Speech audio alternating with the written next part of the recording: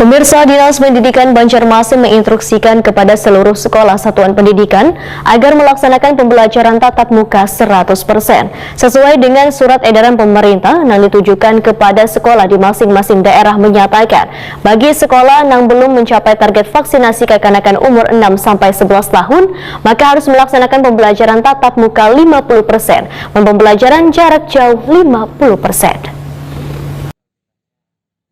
Dinas Pendidikan Banjarmasin menginstruksikan kepada seluruh sekolah satuan pendidikan agar melaksanakan pembelajaran tatap muka 100%.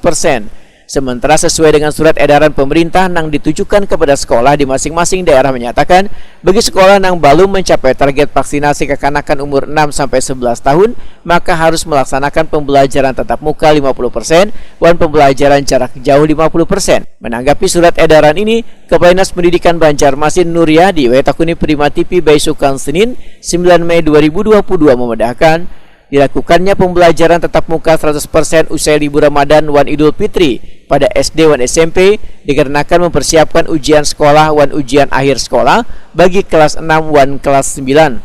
Selain itu, untuk menyelesaikan pembelajaran yang sebelumnya sempat tertinggal sebelum menghadapi ujian. Kemudian dilanjutkan dengan ujian akhir semester bagi peserta didik SD kelas 1-5 serta kelas 7 dan kelas 8 bagi sekolah menengah pertama. Inilah yang menjadi pertimbangan Dinas Pendidikan Banjarmasin ujar Nuryadi melakukan pembelajaran tatap muka 100% dalam sepekan ini.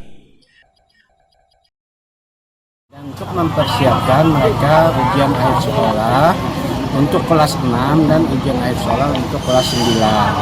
Nah, jadi kami minta mereka ya pasca libur hari raya dan Ramadan ini mereka melaksanakan 1 minggu ini tujuannya untuk SD dan SMP.